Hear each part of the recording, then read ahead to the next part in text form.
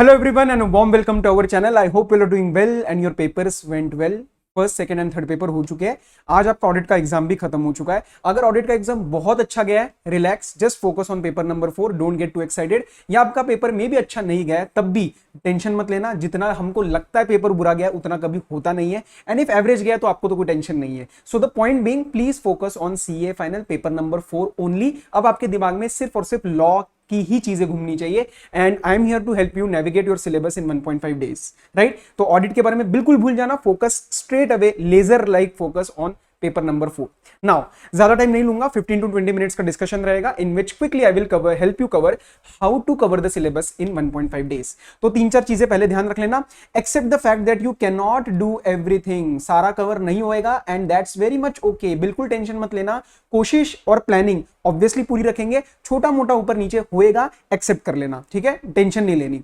Focus on markings. Please don't try to do each and everything नहीं हो पाएगा. Mainly आपको ब्राउज करना पड़ेगा कि हाँ, इसमें से ये सेक्शन मुझे पता है, मैं कॉन्फिडेंट हूं, प्लीज मूव अहेड. ये नहीं कि वो सेक्शन इंपॉर्टेंट है तो मुझे उसको I have to see it again. Focus on the fact whether आपको वो चीज याद है या नहीं याद है. That is the relevant factor that you need to understand while revising the syllabus in the time frame of 1.5 days. तो लग रहा है ये सिलेबस में से ये वाला पार्ट मुझे आता है, प्लीज मूव अहेड.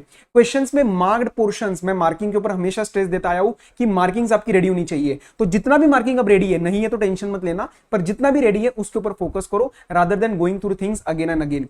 कुछ भी नया नहीं उठाना है. किसी फैकल्टी के नए नोट्स, नया ये, नया वो, नया वीडियो, कुछ भी नहीं. जिसका पहले देख रखा है उसी को फॉलो करो. हेल्थ फर्स्ट, ये मैं प्लीज दोबारा स्ट्रेस कर रहा हूं. मेरे रिसेंटली 2-3 जनों से ऐसी बात हुई जिसमें मुझे पता चला due to the panic, due to the tension, they had to face something. And ये मेरे सीसीबी वाले बच्चे थे, right. I could communicate with them and I know कि बहुत सारे बच्चों के साथ ये चीज हुई होगी. प्लीज अंडरस्टैंड कि ये बोलने के लिए नहीं कह रहा, बट हेल्थ से ऊपर कुछ नहीं है. एग्जाम है, सीए टैग ये सब वो हटा दो. पैनिक नहीं करना है. अगर ये चीज आपकी बेसिक ही नहीं रहेगी तो ना सीए कुछ काम का और ना बाकी कोई डिग्री काम की, ना उसमें से आप जो कमाई करोगे वो कुछ काम का, right. So please focus on your health first. बाकी सब आराम से होता जाएगा. जितना चिल रह के काम करोगे उतना ही आपका बेटर तरीके से कवरेज होएगा, खासकर 1.5 दिन में, right. And don't discuss anything with anyone. तूने कितना कर लिया भाई, तूने कितना कर लिया, ये कर रहा है क्या, ये छोड़ रहा है क्या, उसको करने दो. आप अपने पे ध्यान दो. किसी का फोन आए तो please be selfish in this times. किसी का फोन मत उठाओ, अपने प्रिपरेशन पे ध्यान दो, right. So let's start with our 1.5 days preparation. Paper number 4 आपका 21 मई को है. आज 19 तारीख है, 1.5 दिन है अपने पास.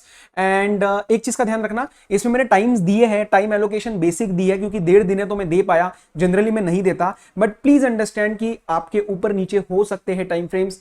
15 to 20 मिनट्स ऊपर नीचे, आधा घंटा ऊपर नीचे कर लेना, बिल्कुल टेंशन लेने की जरूरत नहीं है. जस्ट एक गाइडिंग फैक्टर है ये, काइंड ऑफ एक आपको exact word to word follow नहीं करना है. क्लियर है? स्टार्ट करें. Yes sir.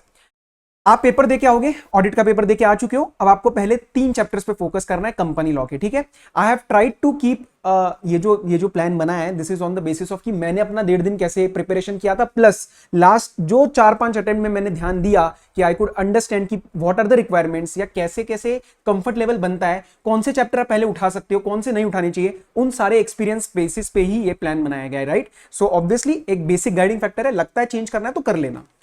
आते ही आपको पहले 3 चैप्टर्स उठाने हैं. पहला इंस्पेक्शन इंक्वायरी इन्वेस्टिगेशन, दूसरा कॉम्प्रोमाइज अरेंजमेंट एमलगमेशन एंड तीसरा ऑपरेशन मिसमैनेजमेंट. सर क्यों उठाए पहले ही तीनों देखो, आते ही अगर आप बिल्कुल ही छोटे छोटे चैप्टर उठा लोगे तो maybe during the end of the day आपको थोड़ा सा पैनिक क्रिएट हो सकता है. तो we are trying to focus कि आपको ऐसे वाले चैप्टर्स उठाने जो अपने आप में बहुत बल्कि नहीं है लेकिन कवरेज सही से ले सकते हैं. तो ये 3 चैप्टर अपने आप में छोटे छोटे, मतलब बहुत बड़े नहीं है, कंसेप्चुअल है लेकिन ज्यादा बल्कि नहीं है. तो ये 3 चैप्टर्स आपको करने हैं 19 मई को, once you are back from your audit exam.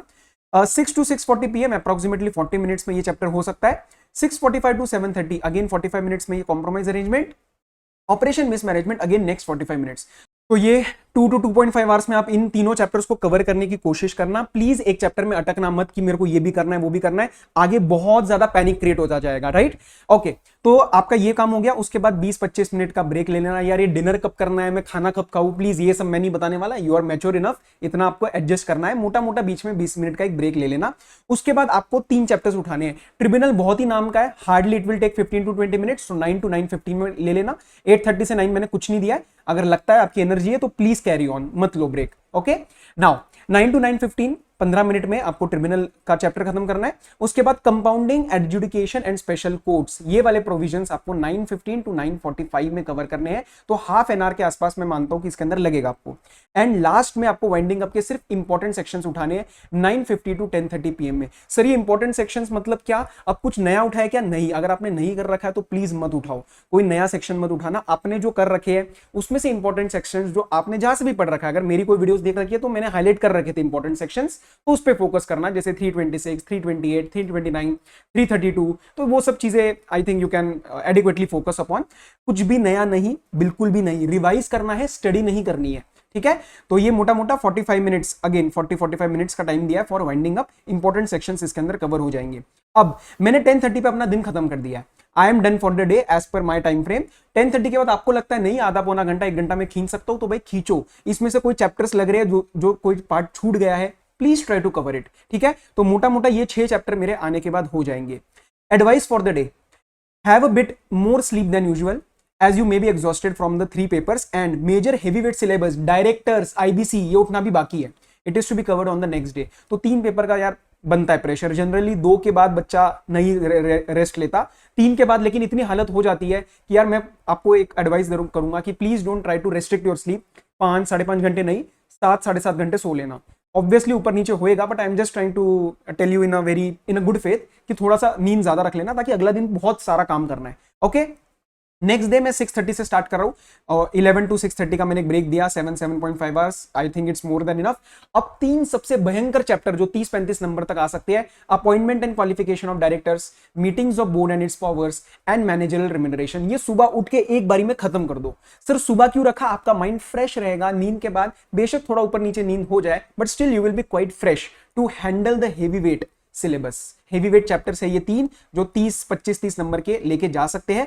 हालांकि ऊपर नीचे हो सकता है, ठीक है, सिलेबस में वेटेज बदल सकती है, बट मोटा मोटा यस, ये 4 घंटे आपको दे रहा हूं 6:30 to 10:30। सर बीच में ब्रेक ना लेके, अरे लो भाई मैंने मोटा मोटा दिया है, 6-6:30 की जगह 6 बजे उठे तो वो अच्छा है, 10:30 का 11 हो जाए कोई दिक्कत नहीं है, बट 4-4.5 घंटे में please try to cover it. Okay, उसके बाद फिर मैंने आधे घंटे का टाइम फ्रेम दिया है। एक चैप्टर है हमारा फॉरेन कंपनीज का, that is companies incorporated outside India. Comparatively बहुत छोटा चैप्टर है, 7-8 नंबर का हमेशा आया है, राइट। सो उसके बाद आप आधे घंटे में कोशिश करना कि इसके प्रोविजंस आप रिवाइज कर पाओ। आधे घंटे में होना ही चाहिए ये चैप्टर, कोई इसके अंदर एक्सक्यूज नहीं है। ओके, उसके बाद फिर 15-20 मिनट बाद आप 11:15 के आसपास you can sit and for 45 minutes try to cover miscellaneous provisions of companies act. Nidhi cover करना, आपका बाकी के प्रोविजंस ऑफ मिसलेनियस प्रोविजंस जैसे 439 वगैरह, सो वो सारी चीजें भी आपको कवर करनी है with respect to miscellaneous provisions in 45 minutes, ठीक है। तो सर 12:30 से आगे फिर एक आधे घंटे का मैंने एक ब्रेक दिया है, मोटा मोटा, ठीक है। इसके अंदर आप लंच वंच करना है तो कर लो, नहीं लग रहा है तो please continue with the studies. अब 1.5 घंटा दे रहा हूं सिक्योरिटीज लॉ के लिए। मुझे पता है थोड़ा सा टाइट है, क्यों बताता हूं। अभी मैंने ना नीचे बफर दिया हुआ है, तो अभी थोड़ा सा कोशिश करना कि इन्हीं टाइम फ्रेम्स के हिसाब से चलो, फिर जो ऊपर नीचे हो जाता है मैं आपको टाइम दे रहा हूं, आगे एक बफर टाइम दूंगा। तो सेबी एंड एलओडीआर में इंपॉर्टेंट रेगुलेशंस ज्यादा करने पड़ेंगे आपको, जैसे 18, 19, 20, 21 सारी कमिटीज, इंडिपेंडेंट डायरेक्टर्स, कॉम्पोजिशन, तो वो इंडिपेंडेंट डायरेक्टर एंड कॉम्पोजिशन जो पहले हम कवर करते हैं। So these provisions you will have to focus more. SEBI act थोड़ा सा बल्कि है, प्रोसीजरल है, बट इंपॉर्टेंट प्रोविजंस अगर मार्क्ड है तो हो सकता है। तो टोटल मिला के 1.5 घंटा, I think 45-50 minutes and 30-35 minutes में आपका हो जाएगा दोनों इंडिविजुअली। एफसीआर है हाईली प्रोसीजरल, तो थोड़ा सा मैंने आपको ज्यादा टाइम दिया, बीच में 15 मिनट का ब्रेक ले लेना, 3:45 से 4, तो 1 घंटा 15 मिनट में आपको एफसीआर खत्म करना है। आर्बिट्रेशन कंसिलिएशन में ज्यादा दिक्कत नहीं आएगी, सो इसके अंदर 45 मिनट्स में you will have to cover this chapter. बहुत ही स्पेसिफिक पॉइंट्स है बट मुश्किल नहीं है arbitration. PMLA procedural but very very conceptual, तो 1 घंटा दे रहा हूं, 1 घंटे में से आ सकते हैं आपके इसमें नंबर, तो 1 घंटे में रिवाइज हो जाना चाहिए ये 5:30 to 6:30। बीच बीच में 15 मिनट का ब्रेक्स देते जा रहा हूं, तो थोड़ा एडजस्ट कर लेना उसको। फेमा, सर फेमा हम छोड़ के जा रहे हैं, भाई नहीं छोड़ के जाना। एटलीस्ट रेसिडेंशियल स्टेटस, एटलीस्ट आपके capital and current account regulations and rules, और एटलीस्ट अपना ईसीबी फ्रेमवर्क और रेगुलेशंस में से इंपॉर्टेंट रेगुलेशंस, इतना तो करके जाओ, इतना तो करके जाओ। थोड़ा बहुत मैंने वीडियो में डाल रखा है, अगर मेरी देख रखी है रिवीजन वीडियो तो उसको देख के जाओ, नया मत देखना, बिल्कुल प्रमोट नहीं कर रहा, राइट। सो फेमा आपको टाइम दे रहा हूं 6:45 to 8:30। सर ज्यादा टाइम दिया, इतना तो हमने करा ही नहीं है, तो फिर भाई फिर अब उसमें मैं कुछ नहीं कर सकता, बट आई थिंक इतना टाइम आपको देना चाहिए यार फेमा में, ठीक है। 1 hour + 45 मिनट्स आपको देना चाहिए फेमा के लिए। अब 8:30 तक मैंने रोक दिया सिलेबस दिन का। सर आईबीसी कहां रह गया? रुको रुको जरा रुको, बता रहा हूं। 8:30 तक मैंने खत्म कर दिया, सोते सोते आप 11-12 बजा दोगे, क्योंकि अगले दिन पेपर है, टेंशन के बारे में से नींद नहीं आनी, ठीक है। तो हेल्दी वे में जितना काम कर पाओगे उतना मैं आपको देता हूं 8:30 के आगे बफर 3 घंटे का, 9:30, 10:30, 11, 11:30, 3 घंटे में जो भी अभी तक प्लान था टिल टॉपिक नंबर 14, जो जो बच गया वो कर लेना, जो जो बचा वो कर लेना। फॉर एग्जांपल मेरा फेमा कुछ रहता कर लो, डायरेक्टर्स में से लग रहा है 3-4 सेक्शन या कोई क्वेश्चंस रह गए आधे घंटे में कर लो। और ऐसे ही होता है सिलेबस, ये मत सोचना कि मेरा मेसी हो रहा है सिलेबस में, थोड़ा इधर का कर रहा हूं थोड़ा वहां का। 1.5 दिन में यही होता है, प्लान तरीके से 1.5 दिन नहीं होता, ये कोई हमें 15 दिन नहीं मिले, 1.5 दिन मिले, ठीक है ना। अब आपने इस 3 घंटे को भी अगर यूटिलाइज कर लिया तो यार 99% तो आप 14 टॉपिक तक निकाल लोगे यार 1.5 दिन में, मेजर सिलेबस खत्म हो चुका है।